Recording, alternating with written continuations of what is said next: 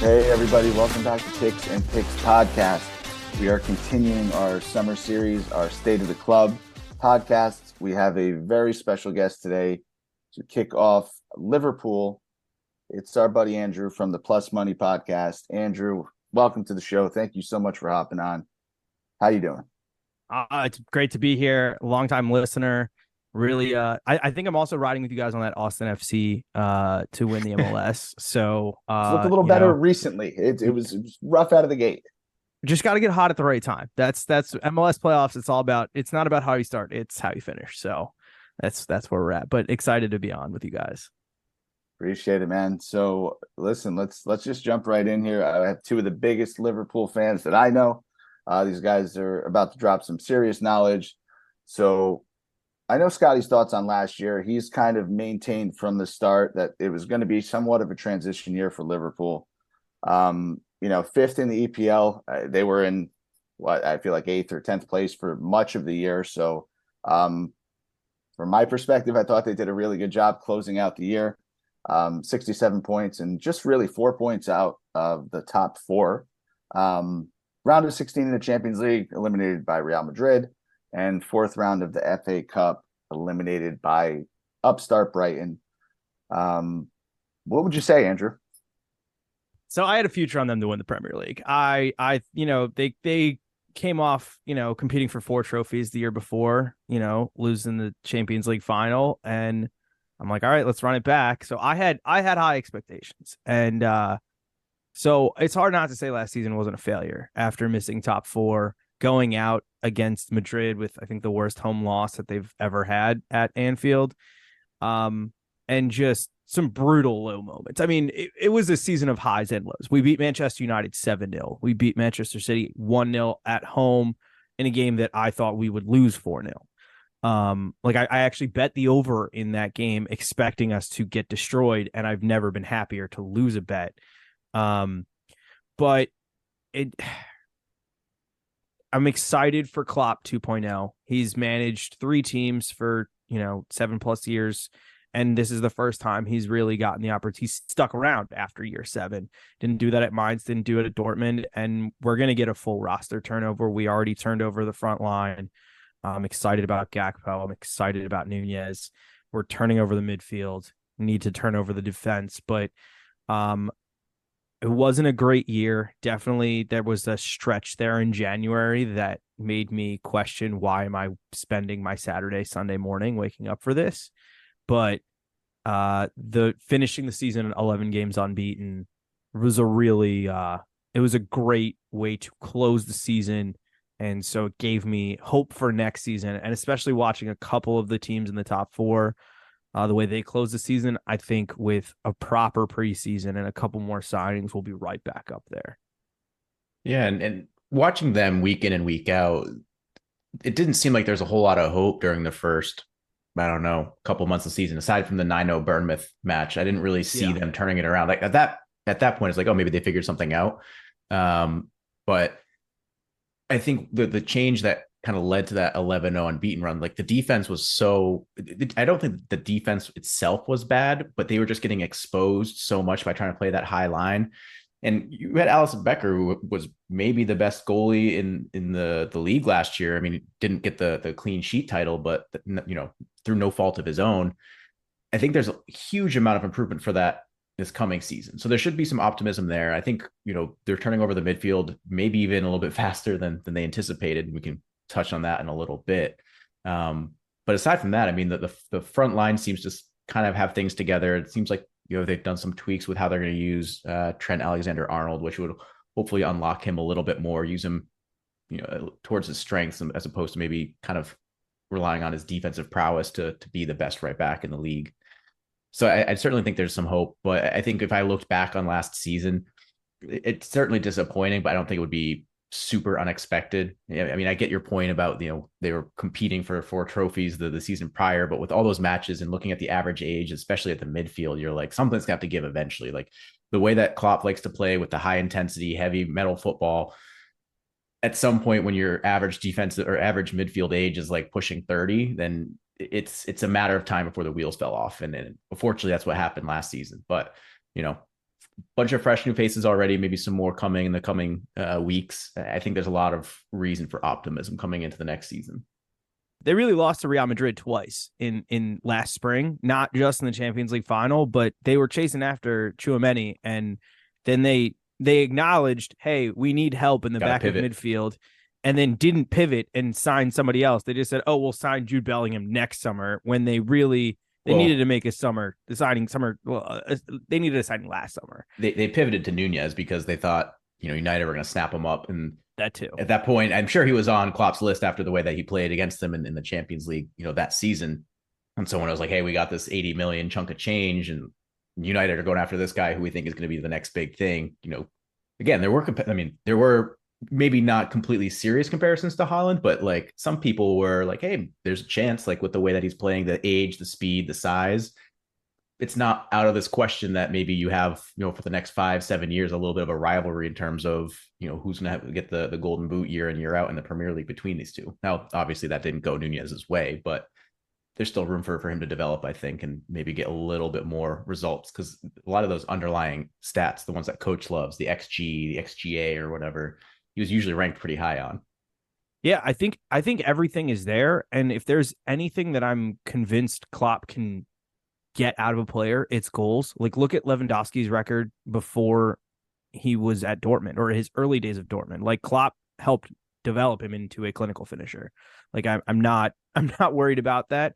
And also, I think he'll be getting better service with the players around him coming into this season. And especially, even look, Trent was having a horrendous year, and then they slid him into midfield. And basically from that Arsenal, from Granit Xhaka, pulling his antics at Anfield on, Trent was just like, oh yeah, I'm a world-class player, and like just like hit that switch. So there's a lot to be excited about, but it might not all be sunshine and roses along the way. And you called out Cody Gakpo as somebody that you were pretty pleased about. I'm curious about what your full opinion on him is, because I think he came in for certainly a very fair price, in the winter window. I didn't really expect him to get up to speed so much in the 2 or 3 months that he really would have with the team. I've had kind of mixed feelings about him. I thought, at times he's looked world-class, like against Manchester United, he was like unbelievable. And I think it was every bit the reason why we were able to blow them out as well that we did. But there's also been times where I found that he's kind of disappeared, and I forget that he's even on the pitch. So I'm curious to see where do you stand on Gakpo? Are you, super high on him and it being maybe this like nailed on starter in the first 11 moving forward? Or do you think he's going to be a guy that maybe has to fight for his place with some of the other guys we have up top? I think he's gonna have to fight for his place, but I think he fits. I think his style of play, when we've seen it absolutely click, it's that very similar high pressing, high energy, knows the right place to be, that exactly that Firmino used to have.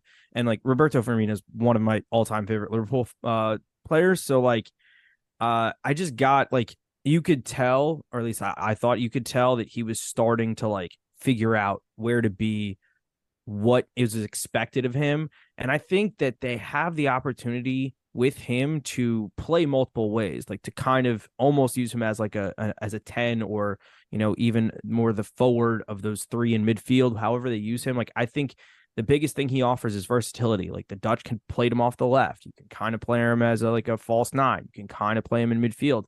And Klopp absolutely eats those guys up. Look what he did with Milner. Look what he's done with, even Sadio Mane played all three positions across the front line. And I think that's kind of what excites me the most, is just he has that like Dutch mental, like that Dutch brain power of, I can be anywhere or wherever you need me. He's a plug and play type player. And finished the season on 7 goals and 2 assists. And you're right. There were a couple games that definitely got lost, but when you have Diogo Jota, Nunez, Diaz, Salah, and as many games as they're going to play, and we're not even talking, what happens when they start bringing in Harvey Elliott, Ben Doak, Cade Gordon. Like, there's going to be guys fighting for opportunities. And I think of him as a guy who got the good, like, half a season head start. And if he builds on that, I think there could be something really special. He was the, I'm going to go a little niche here. He was the freshman red shirt that, transferred into school, the semester before his actual season. We got up to speed. I think maybe the other Dutchman on the roster, Van Dijk has often been kind of a giant and almost this like, godlike mentality in the back with the way that he runs and plays the game. But last season he appeared a little bit more mortal, and I think started getting a lot of criticism, especially from fans outside of Liverpool. I know there's lots of Serie A fans that were coming in and taking joy in perhaps Van Dijk's mediocre season last year.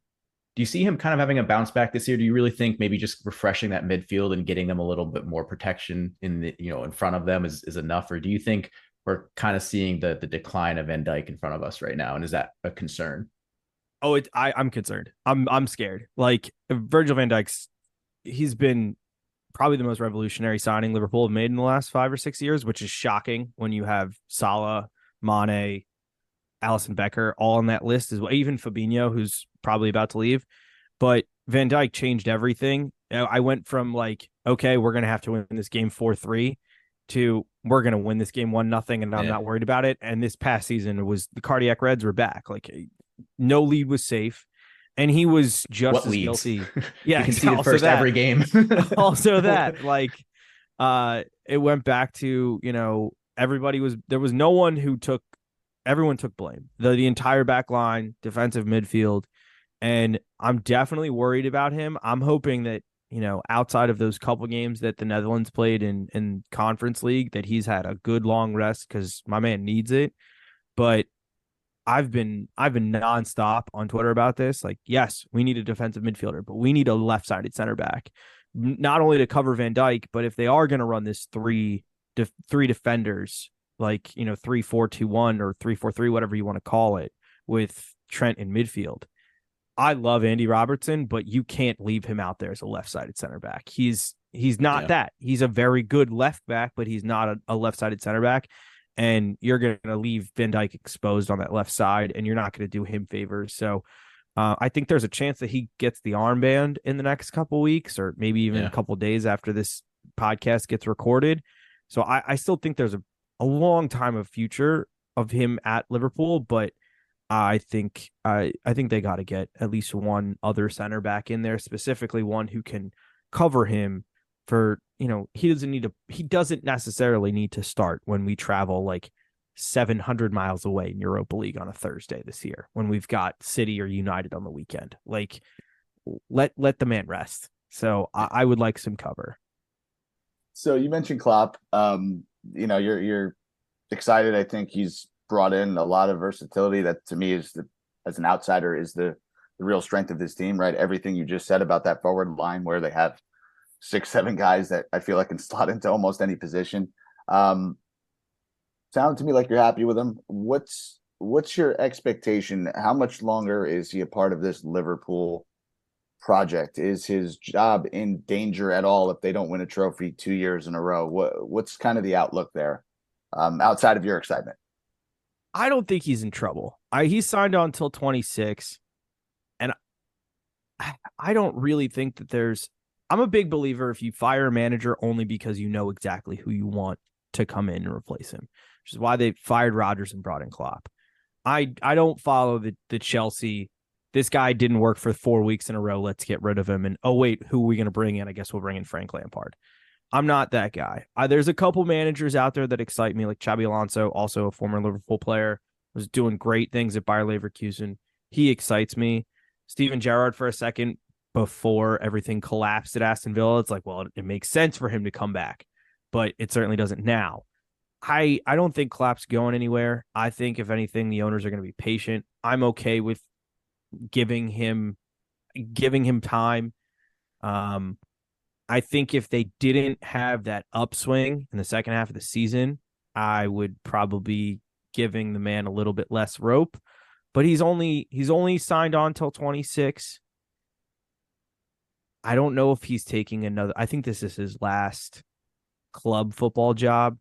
The German national team has been like rumored to want him forever. So maybe finishes this run with Liverpool until 26, and then kind of he just became a grandfather a couple weeks ago, or they just announced it on social.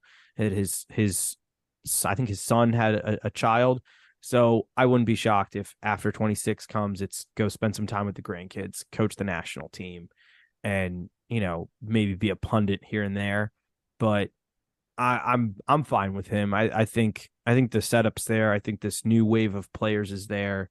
My concern really isn't him. My concern is more the sporting director is only on like a 3-month contract. They haven't fully replaced the guys in the the front office that built the other teams with him. And my concern is there. Like, who's going to replace, like, who's going to be our new director of football long term? Who's going to, where are we spending money on and what on? Like, I'm not FSG out. That is a dangerous hole to fall down on Liverpool Twitter. Let me be careful. I think that there's a lot of people who want us, like, criticize Manchester City and now Newcastle for having foreign ownership that is quote unquote immoral, but then also want the same thing so that they can spend all the money. And it's like, pick a side. You get one or the other. I'm happy with what FSG has done. I would like them to be more proactive at times, but I also know that there's Manchester United owners out there. I know there's Mike Ashley owners out there. So I'm not going to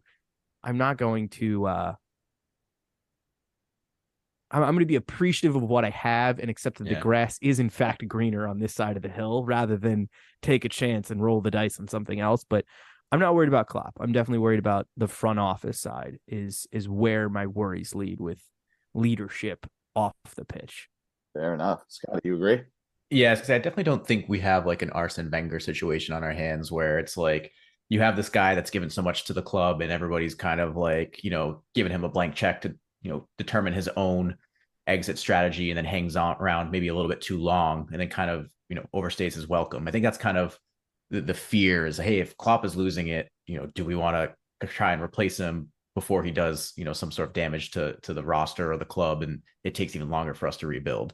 I think we're far from that. I think, my whole point last season is a transition year. You got to give Klopp time to kind of rebuild the squad because you've got this entire core midfield that needs to be replaced between Wijnaldum and Henderson and Milner and Fabinho and to an extent Thiago, even though he's a relatively newcomer. And so I was fine to see, hey, let's see what the forward line does. Let's see how they play. Obviously they didn't have the service and the ball control that, we'd expect to have them in the next few seasons, but I think he'll get there. I don't, I think Andrew's right. He's not going to be a guy that wants to hang on to a job for the sake of it. He's definitely going to be looking for his work-life balance to get a little bit more life favored instead of work favored. And I think the German national team is a pretty good fit for that. So let's get back there. You guys talked about it a little bit, but let's dive into the summer activity a little bit more. We already know that McAllister's come in from Brighton. That to me seemed like a steal. I think it was 30 million pounds or so. Yeah, 35. Yeah, pretty unreal before all this big money started going around. I feel like directly after that signing. We've got, I always butcher his name, the guy from Szoboszlai. Szoboszlai. I wake up in the morning and say that to the mirror 5 times. You got to practice it. Yeah. Yeah. You guys are gonna be saying really it a lot. Who I rate this guy very highly. Where exactly he fits in, I don't know, but would love your thoughts on those two guys and maybe just touch a little more on the areas of need. Andrew, I know you mentioned a center back and a defensive mid or two on your list. I'm as a guy who not only had an Argentina ticket, but also had Argentina to beat France in the final plus 3,400, greatest bet I've ever hit in my life. I'm pumped for Alexis McAllister. I think he fits everything that they need. Perfect versatility in midfield. Young, he's 24, so hasn't even hit the full prime. Pumped for it. Szoboszlai can play on the right, can play right wing, can play as a 10. Probably not as defensively as equipped, but the thing I love the most, he's the captain of his national team at 22. They lost Milner. They're potentially losing Henderson. That's both of the captains from last season, but they've got plenty of leadership right on the team. You got Van Dijk, who's the captain of the Dutch national team, Robertson, Scotland, Mo Salah, Egypt, and then Trent, obviously, as the Scouser seems to be ready to eventually take on the armband. So the fact you bring in another national team captain, can't have enough leaders on a team, big believer in that. And he's got a boot on him. So I'm pumped for that. Um, the two big names that I'm hearing, or at least reading online, defensive midfielder is Romeo Lavia from Southampton, who's 19, will turn 20 this fall. Former Manchester City product, ended up at Southampton, had an okay to solid year at Southampton, but they're obviously relegated, didn't have a ton of guys around him to necessarily play. One player does not make up a defense in a defensive midfielder unit. So if Fabinho goes, I want another defensive midfielder as well. There's been links to Paulinho at Fulham, who's a little older. And then defender wise, the one that I really love would be Levi Colwill from Chelsea has been linked. I don't think Chelsea are keen on that. I think Mark Gahey from Crystal Palace wouldn't be the worst option either. Haven't seen that name thrown out as much, but the English factor. But yeah, I think what they've done so far is a great start. But if it's the end of the transfers, then I'm probably going to have a problem with it, because I don't think they lost 4 midfielders. They lost 3 midfielders. They've only brought in 2 as a replacement. They could lose 2 more. I would like equal or close to equal outgoings to incomings. There's a couple guys on the youth side. Tyler Morton has played before. He played that Tottenham game that they drew 2-2 a couple years ago. I didn't think he was horrendous and had a really good loan down in the championship. There's a couple other defensive midfielder. I mean, Bajcetic has been the heir apparent to Fabinho, but still developing. He's also only 18 and turns like 19 in the middle of the season. And that kid just needs to be like injecting himself with muscle milk this offseason. Like he's you put quotation around muscle milk. Is that, did I see that? Yes. Yeah, maybe. I don't know. But yes, my man needs some bulking. He needs to, but he's 18, weight wasn't sticking on to me at 18, and here now at 30, it's sticking on a little harder. So, he excites me, but the idea of having an 18 and a 19-year-old as our defensive midfielders does worry me, but it does kind of feel like, if we wait 2 years to sign this kid, it's going to be 100. So, we saw what Declan Rice, which just went for, and I also think if I was starting a soccer, football, whatever you want to call it, a team tomorrow, I think the first signing I would make would not be a striker or a goal scorer. It's probably a defensive midfielder. I've watched enough to know that the elite teams all have a really good one, and the okay teams, you can have a good goal, you can have a good, goal scorer, but if you don't have that defensive midfielder, you're probably not going very far. So that's, if they let Fabinho go, it's get to the market, just call Southampton and get him off the market. Yeah. Well, I think, I'll clarify one thing, Nick. You called out why Alexis McAllister was so cheap, 35 million. He was out of contract at the end of the season. And when he came back from the World Cup, he kind of did Brighton a favor, and he extended his contract a year, but put in a really low buyout.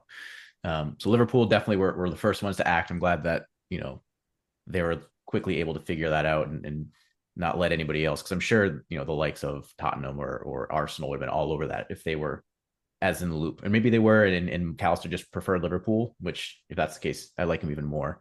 What excites me the most about Szoboszlai is I kind of went down a rabbit hole and I was watching YouTube compilations of the citrus orange season, where we had Coutinho and then Mane and Firmino and Salah up top. And I forgot how much fun it was when you had not just a really strong dynamic front three, but also like a really strong dynamic attacking mid behind him. And so I've started to dream of what Szoboszlai could do with a front three of Salah and Diaz and Nunez or Gakpo or Jota.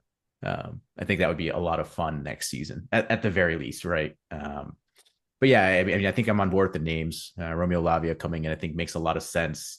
I think Southampton are trying to ask for the world with him. They're the price I think is around like 50 million. And that's a hefty price for a 19-year-old that had a pretty okay season debut, but certainly a lot of promise.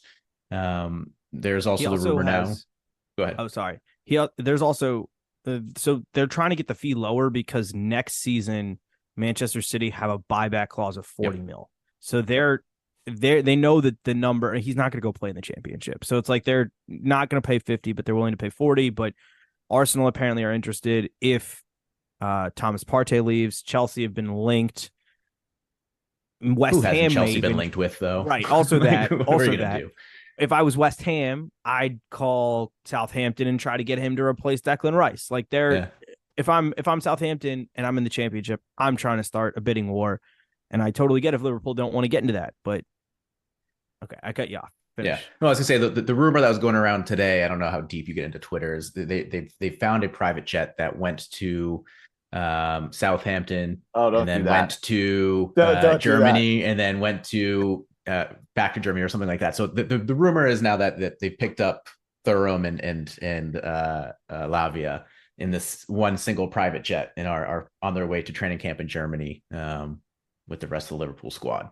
So I'd be interested. I mean, Thuram was a guy that was thrown out a lot in the beginning. Liverpool were looking at him.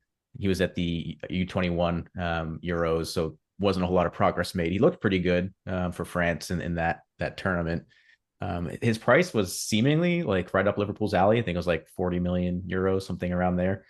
So if they're really losing Fabinho for 40 million or so to Saudi Arabia, and then they can bring in, Lavia and Thuram for a combined 90, it's not bad. You basically at that point completely overhauled your midfield in one window. They're all in that same target range of age, where they're going to kind of progress with each other for the next 7 years. So I think the theory is the way that FSG look at it is like, hey, if we can get these guys for 7 or 8 years, you're amortizing that cost with their wages, which will probably be pretty low at the age that they're at for the next 7 or 8 years. And it makes sense. But yeah, I am nervous about losing a lot of that leadership. You do bring up a good point with how many country captains we have in the squad, but there is something to be said about holding a 2-1 lead against a top 4 side and being able to bring on a Henderson or a Milner to kind of figure it out, even if their best days are behind them. Whereas now you're going to be probably bringing in a 20-year-old and, holding on for dear life while they're running around the pitch, trying not to concede it. And we saw, Levia had a pretty bad mistake against Liverpool in the final game of the season where he passed it back to Firmino, I think it was. I think that's where Firmino got his last goal. So we know we have that in him. It's possible. So a little bit of concern. I think the other thing that's worth pointing out with Milner being gone and Calvin Ramsey now going on loan to Preston North End, there is no cover at right back. So I'm guessing that means our new right back backup will be Gomez, which means we're probably even more in need of cover at center back than maybe we even realize. Colwill, I know, is the name that everybody wants, but I can't imagine Chelsea get rid of him. So I'm curious to see who they bring in. Yeah, he's gonna have to force the move, and the thing that everything I've read is he's been told apparently that by Southgate that he could be in the plans for Euro 2024, especially after their monstrous performance at the Euro, the U21 Euros, that England didn't concede a goal. Also Curtis Jones, the man of the match for the final. He had a heck of a finish this season, so I'm a big Curtis Jones guy. But Colwell's going to have to come out and force a stink like that. Maybe he's third or fourth choice at Chelsea, and Liverpool's going to have to promise him that he's playing 40 games a season. And I don't even know if that guarantee's there. So, and as for right back, I think the other name I'm reading a lot is, I think it's Connor Bradley's coming out of the academy, had a decent loan, but again, he's 19. Like, this isn't, if Trent goes down and he has like a 3-month injury, do you really want Connor Bradley being your No. And also your point about Henderson / Milner coming on just reminded me of that. You remember that famous Barcelona clip where PK and Puyol are playing next to each other, and PK's like, "Look, I got a lighter thrown at me during like a penalty, like corner kick," and Puyol just like takes it out of hand. He's like, "Throw it," and he's like, throws it away. He's like, "Focus on the game." Like, we need that, and a 19-year-old is going to get upset about that. Like 33-year-old James Milner's being like, "I played 7,000 games in the Premier League. Like, let's just keep it going." Yeah. Scott, I'm sorry. I think you mentioned Thuram. Didn't he sign with Inter? Was that confirmed? Or That's his brother. His brother's a forward. Yeah. There's Kepfram and then there's Marcus. There's two of them. Yeah. Their dad was a World Cup winner for France. Sure was. Played for Juve forever and ever and ever. All right. Sorry. No, you didn't mention the first name, so I just didn't. Yeah. Sorry. No, I was talking the midfield Thuram, not forward Thuram. He's at Gotcha. Nice. The one from Nice. Gotcha. Yes. And they're being stingy about selling to Liverpool because their owner is a massive Manchester United fan, and until the Qataris got involved, was trying to buy Manchester United. So that's potentially one of the reasons why they moved off of him and went to Leipzig to make that signing instead. So that's interesting. I thought petty shit like that only happened in Italy. So good to see it happens in the Premier League too. So you guys mentioned a little bit about what's going on behind the scenes, behind Klopp, that there's a temporary sporting director on a 3-month contract. That's pretty fucking wild. You talked about FSG a lot. I mean, I guess my question would be, you still have to be kind of happy with what's going on compared to other clubs, right? We mentioned Chelsea's been an absolute disaster. Tottenham's been an absolute disaster. United has been an absolute disaster. You got to feel like you're in a pretty good spot despite some of the chaos and some of the unknowns here. I think when you look at the big picture and you take a step back out of the what happened today on Liverpool Twitter, you can't help but to be happy with FSG. They have a new state-of-the-art training facility, which looks beautiful based on everything I see on Instagram every day. They have expanded Anfield by, I think, 20,000 seats. It was at 44,000 only a few years ago. 62 now. Yeah, so they're now going to be making more on game day, which is just more money coming back. And the nice look, I've not been to Liverpool, but everything everyone tells me about it is it's not exactly the nicest place in the world to live. So at least having a nice, cool office to come to every day, if I was a player, would be something that would excite me. So they've done the right things around the club. Again, I think we're allowed to have high expectations, but I'm not going to have my, expectations, too lofty, but no, I'm happy enough. Like I think Man United are going to miss top 4 because this sale is going to get held up and they're not going to get the new owners in time for them to really go make the signings that they have. And I'm looking at it and it's July 17th and we've got at least 2 guys down. So I'm happy with where things are at right now. Yeah, and I think the problem that people get hung up on, and to an extent I get it, right? Like infrastructure and capital improvements aren't the sexiest thing to hear about why you're not spending hundreds of millions of pounds every summer, but it's a reality, right? Like the way that FSG runs the club, and you can be on board with this or not, is that they try to make the club fund itself, right? They're not going to try to inject their own money into it on a consistent basis. And I think that's fine. It's sustainable. It kind of gives you a target where it's like, hey, if we have success, we'll have more money to spend, and that should bring more success. And it makes sense. When you're spending hundreds of millions of pounds on, 2 different stadium expansions and a completely brand new practice facility, we've seen it happen with Arsenal when they built a new stadium with the Emirates and what Wenger had to go through. We saw it with Tottenham when they replaced White Hart Lane and what they had to go through with they had 2 or 3 windows where they didn't spend a dime. Nope. So it sucks when you're going through it, but at the end of the day, if you can get through it and you have this extra commercial revenue coming in that you can use to reinvest in the club down the line, like it's going to be the best for the long term. Now we're at a point where that has to start to happen, right? Because at this point they have built up Anfield as big as they can without completely blowing out the COP and trying to expand it that way. And I think there's a whole lot of issues that go on behind the scenes there. So I don't know that that's going to happen. So we'll see if that actually becomes the case. So I will reserve judgment and say, hey, if in 2 years, FSG are still trying to keep the transfer budgets within 100 million pounds every summer, then maybe something's a little bit off. But, like you said, if you don't want to be run by a state-owned entity, which I think the vast majority of people will say they don't want. And when it happens to your club, you have that real choice of like, do I have to keep going or do I have to try to make a moral stand on something? And I get why most people will forgive and forget, but it is nice knowing that like, hey, the way that we're running it seems to be the way that every club should be run. There's no like shortcuts. And on the flip side, like it doesn't always work out, right? Like we've seen it with Everton, we've seen it with Chelsea. Just because you have either new ownership or spend tons and tons of money, billions of pounds, it doesn't necessarily lead to like instant success. So it's not even a guarantee, right? Like if you get bought out by some state entity and they don't have the right people in charge to actually make the astute moves to build up the squad in the way that it should be, you could very much end up in a situation like Everton where you're fighting for survival with a bunch of overpaid, underperforming players that make you actually hate the club more than anything else. Just love how you got to throw the Everton digs in no matter what.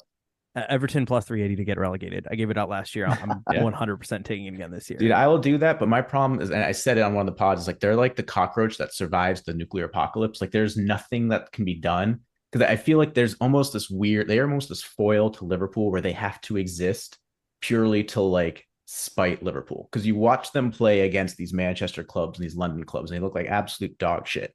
But then they play against Liverpool and it's like they've been reborn.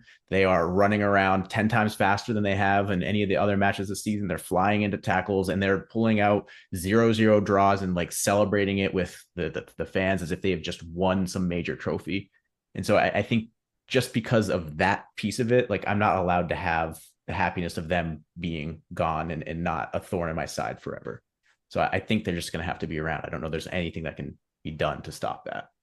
I agree with you, but I raise you one Sean Dyche. He's gotten relegated before. It can happen again. That's fair. Burnley's back, though. Vincent's company's got them playing total football, though. Yeah, like they're not playing Route 1. Yeah, they were a big bet of mine in the FA Cup because they were scoring goals and defending like nothing, no else. So made a lot of money off of them. I'm very curious to see how they play this season, to see at what point of the season, because last year there were like 5 teams that could have gotten relegated. And I think Burnley being up there, I think they would have been totally fine. There would be some poetic justice if Sean Dyche gets relegated and Burnley stay up. There would be. So let's continue on into next year. Listen, it's the middle of July right now. We're recording here on the 17th. So still some unknowns, but would love to get your thoughts on what some realistic goals are for the upcoming season. Trophy, table position, knowing what we know today, how you feeling? Top 4 or bust, to be honest. I think there's 2 factors here. I think Arsenal, with the amount that they've spent, they have to win the league. Manchester City are still Manchester City.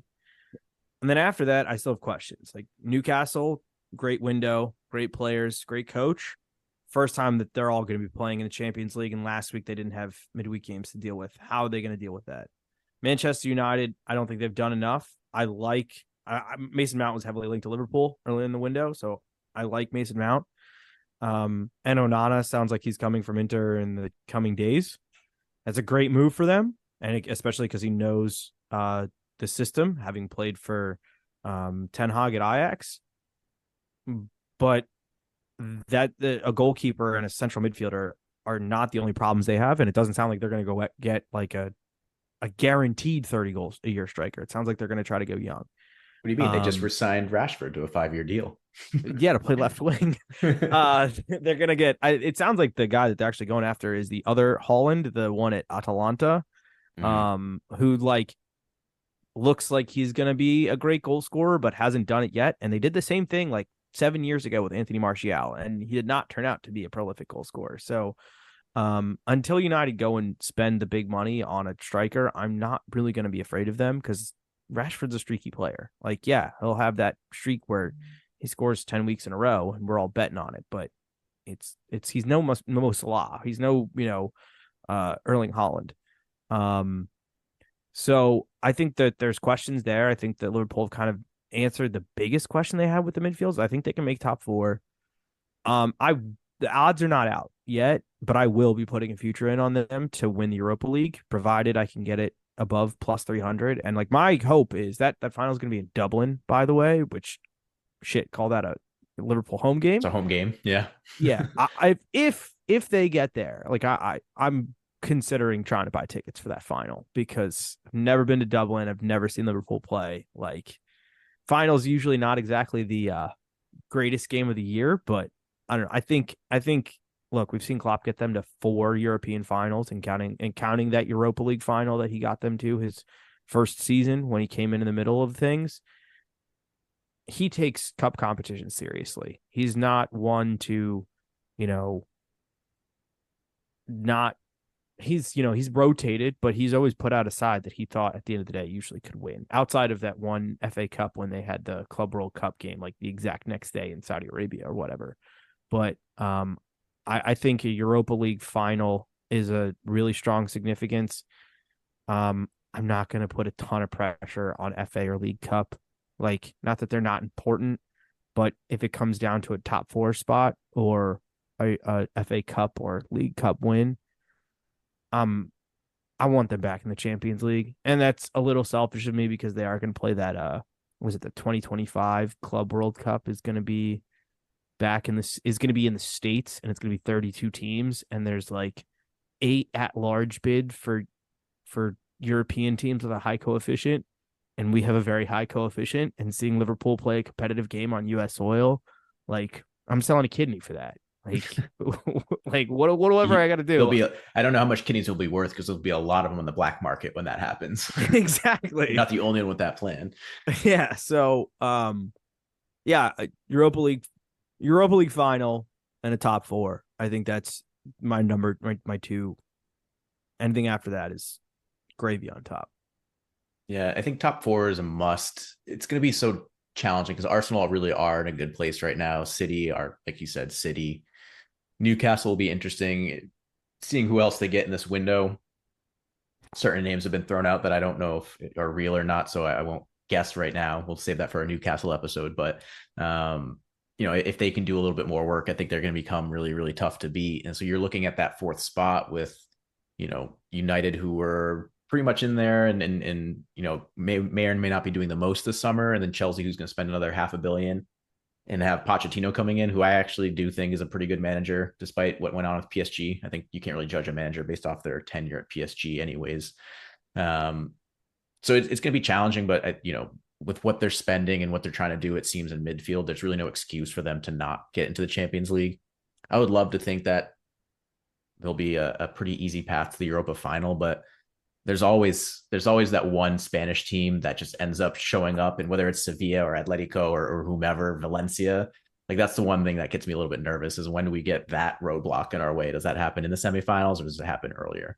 And the travel in that tournament is brutal, right? Yeah. It right smack dab in the middle of the season. Well, you can get lucky, right? If you get a good group and you're not traveling out to like Eastern Europe and you're relatively contained between like somewhere in Scandinavia, somewhere in Spain, and somewhere in Germany or Belgium or whatever, then you're fine. But if you start getting those like Croatian and Serbian teams, then it's a little bit more challenging. I will throw out one EPL team that I'm a little worried about that could gate crash the top 6, maybe even challenge for that 4th spot, and it's Aston Villa. They had a really strong, like, once Unai Emery came in, I think if you started the table over there was a period of time where they were like second in the table to Manchester City. And they've made some like shrewd signings between Pau Torres, if they can get Yuri Tielemans back to, half of the player he was before that last season at Leicester. And then the other one they've been linked to is Frimpong, the Bayer Leverkusen Frimpong, their right back. Like, they've been making some smart moves ever since they sold Jack Grealish. So they could be one to I gave out odds last week that they were a good number at plus, I think, like plus 150 to finish top 6, which I think it might have been higher than that. It might have been. I'll give you my rebuttal to that. One is West Ham, because that was West Ham 2 seasons ago, and they were basically fighting for relegation this season. And 2 is they also have midweek games now where they're gonna have to be rotating a lot because they're in the Conference League. So I don't know. I totally get what you're saying, because you're right. I mean, Ollie Watkins was a personal favorite of mine. I used to bet on him, and he's anytime goal scorer, anytime shot on target, 2+, whatever, and he was cashing all day. But I think between the midweek games and the fact that they have to do it again, it seems a little tough. So I could see them being comfortable mid-table, but I feel like they're going to be dropping points this year. Yeah, no, and they're going to take Conference League seriously. I mean, Emery has won like a bunch of those, one of those Europa Leagues at Sevilla. So the man knows how to win a knockout cup competition. Yeah. All right, let's do a little buy or sell here. Both said top 4 is mandatory. we're just set a line here at 79.5 points. Over, under, or are you buying Liverpool get over 79.5 points in the Premier League to make that happen? I think they might have to do that, to be honest. So I'm gonna say buy, but I think 79.5 is a really tough number to say over under on. But I'll buy. Yeah, I think the good news is I don't think they'll have to get 80 points to get top four. I think you can probably get to 75 and that'll be it. But I'm gonna buy it just because I think they're gonna play better against the bottom table clubs than they did this season, and that's where they dropped a lot of points. So if we were at 67 this season, I think there's probably at least 10 points you could pick up pretty easily from some of those bottom table clubs this coming season, and that should get us pretty close. Well, there's 4 points if Mo Salah hits 2 penalties last year too. So that's also true. Yeah. All right, let's talk about him. Is it the end of Mo Salah, or does he keep chugging along? Buy or sell 20 league goals for that guy? I'll buy that. He missed it by 1 goal last season. 19 goals in like over 10 assists. He had the opportunity to become the first player since Thierry Henry to have 20 goals and 10 assists in 3 times in the Premier League.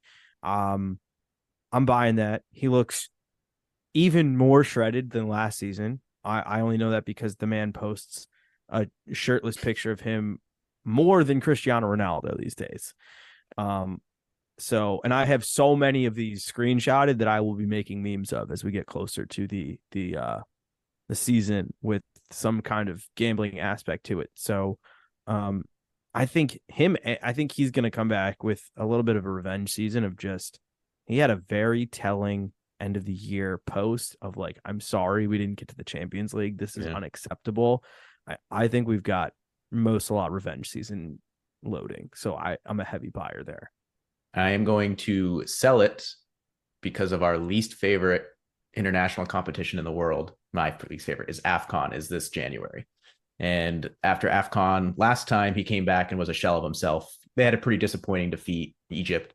So I'm concerned about that. I'm also concerned about the fact that Egypt have reached out to Liverpool to ask if he can play in the, I think, U21 Olympics this summer as well. As one of the accepted or you get like exceptions. 3 players, I think. Yeah. It's next year, but yeah, they want. Is it next year? I thought it was this. It's 24. Okay. It's 24. Okay. But yes, I forgot about AFCON. Yeah, AFCON is this January. Good news is Keita and Mane are gone. Not that Keita would have played much for us anyways, but Keita's gone. He's already injured. Gone. I know. By the way, yes, I've seen this. But yeah, I am a little nervous about Mo Salah at 30 whatever one playing in an AFCON where Egypt are going to use them and abuse them and then send them right back to us. Do you want to revise your buy or sell, Andrew, knowing this information? No. Okay. I have too much faith in my boy. I love the energy. All right, and I mean I'm going to ask it anyway, but I know both of your answers. Are we buying or selling Europa League semifinals or better? Yes, buy. Yeah, I'll buy it as long as there's not like a really rough draw where we get screwed in the round of 16. Because sometimes that just happens. Yeah, if we don't get like Bayer Leverkusen in the second round or something. Yeah, or like Atletico drops out of Champions League and then we somehow draw them. That's the only fear. Yeah. All right, let's wrap it up with some odds. Looking at the EPL futures, what we saw today, City heavy favorite, -135 to win the league.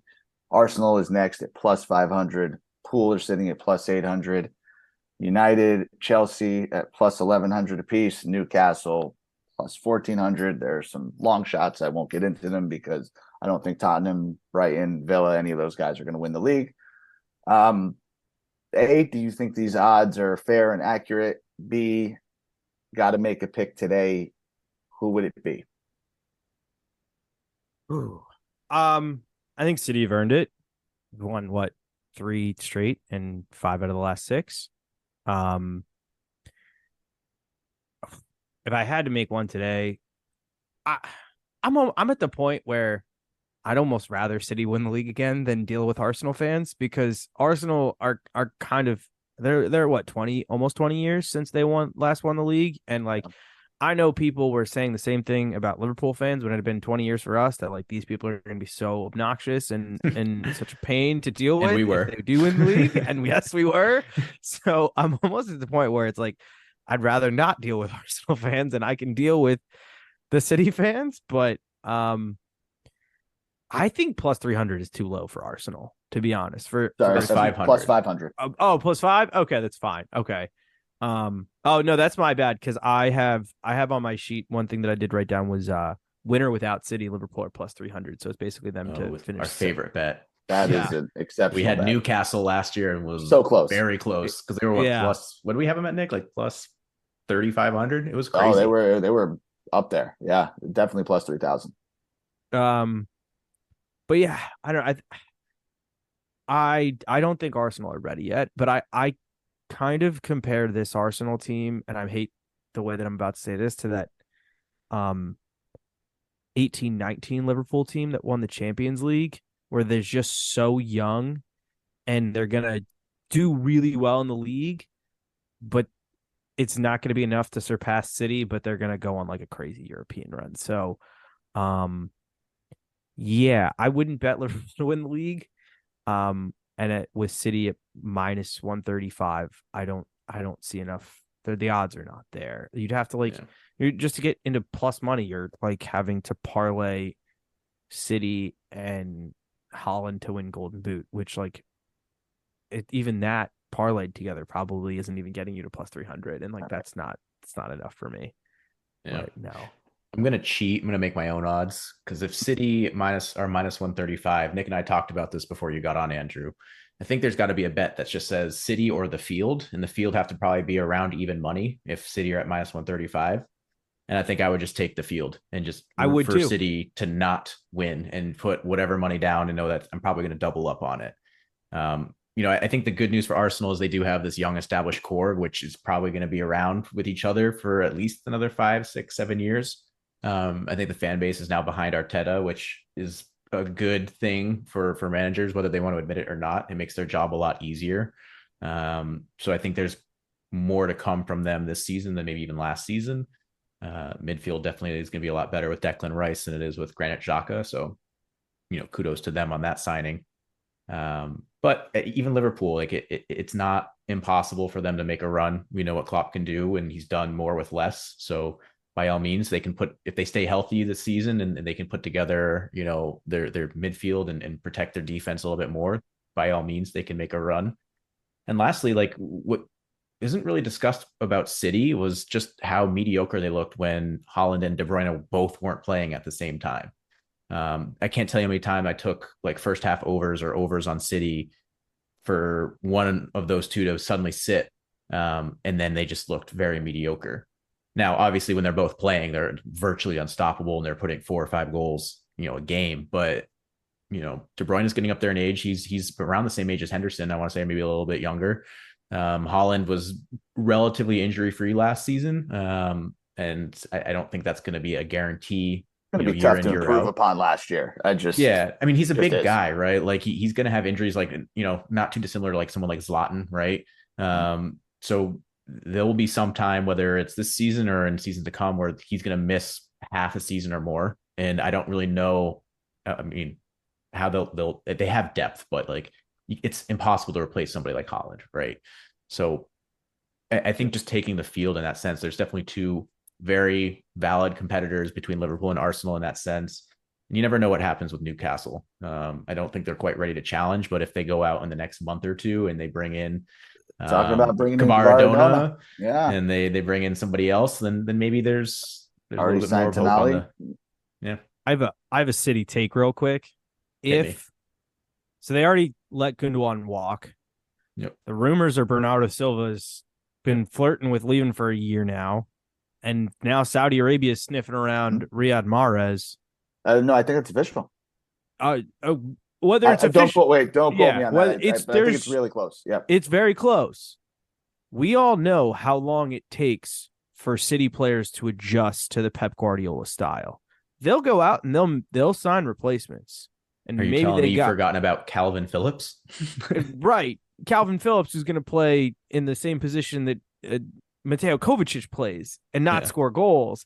Like you can't really like maybe they kind of switch to like a 3-2-3-2 and kind of stick Alvarez and Haaland next to each other. Whatever. Pep is doing whatever he wants to figure out how they're going to score goals next year.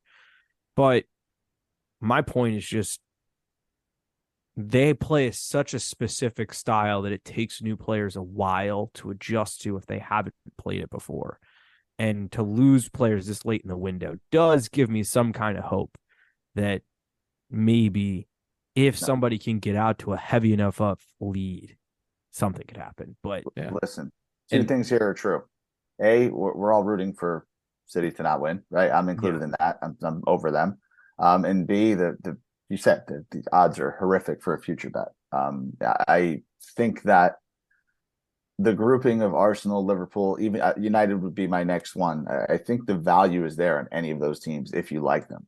I think, gun to my head, I would go Arsenal just because I think they have a little bit more of a belief of what they can accomplish with that solid year under their belt last year. And plus 500 is enough for me to get on board. I mean, that's probably where I'd go, but I don't think there's a terrible pick out of those three just to not lay the 135. Yeah.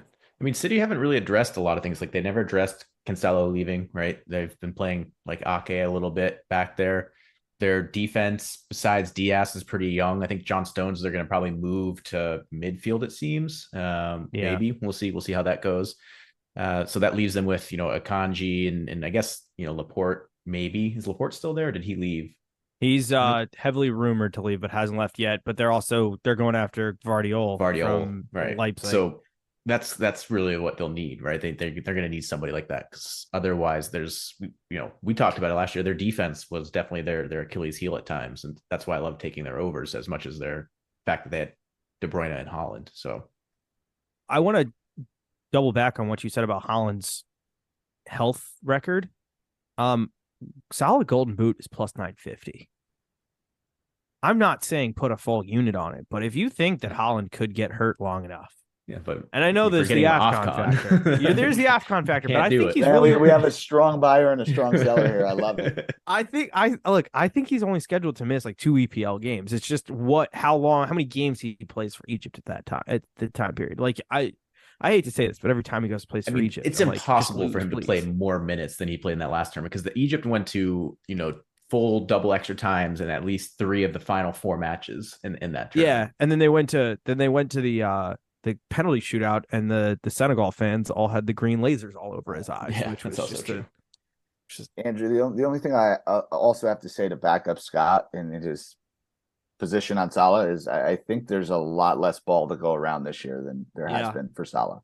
If he's still taking set pieces, PKs, all that's super valuable. But to me, he almost strikes me as a guy that he doesn't really care. He'll be the assist guy if he needs to be. He just wants the ball in the back of the net. And I think some of these new guys are going to be a little bit hungrier. Yeah. These are all points. I mean, they gave Luis Diaz the 7 and they gave Darwin Núñez the 9. Like they're not, those jersey numbers come with important expectations at Liverpool. And they got midfielders that can score goals with McAllister and Szoboszlai. Yeah. Yeah. Listen, last thing I want to say before we wrap it up, because we did put those odds out there. Andrew, you threw a couple out that we weren't even aware of that have been out there. We love that to win the league, if not for City or, to make top 3 or top 4 or top 6, whatever it is. So anything else you're looking at that we're not aware of yet? I took it a year too late. But that year that Trent led the league in assists, I think that's another revenge season loading. Another man who came back early from vacation, absolutely shredded. So that one, the only thing about that one is where is he playing for the season? Is he playing in midfield? Is he playing as a right back? Because the way he played at the right back, or the way he played as a midfielder towards the end of the season, I would put money on that once the odds come out. But yeah, other than that, you guys, we've covered everything. I think Europa League winner, anything over plus 300 is a take. I'd love to get it at plus 5, but let's see what I also need to look at the rest of the field, but that's everything else I had written down. Love it. Well, dude, can't thank you enough for coming on. Please tell the listeners where they can find you, what you guys are up to. I won't do it justice, but awesome work and awesome content that's being pumped out regularly. Please let them know.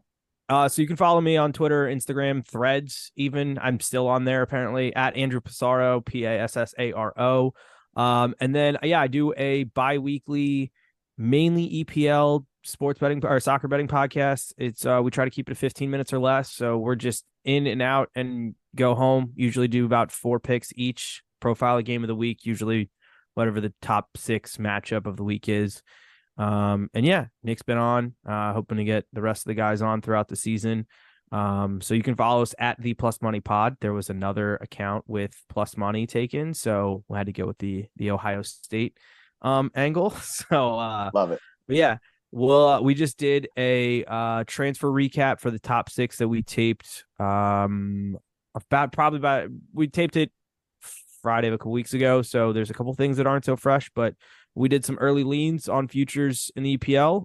We will have a couple futures podcasts for both European and EPL stuff coming out in the next couple weeks, and we'll have episodes out either Thursday or Friday, and usually Tuesday morning for Champions League and midweek games. And we're quick with the memes on Instagram and Twitter. So there's no doubt about it. There's so much that I missed probably half of it.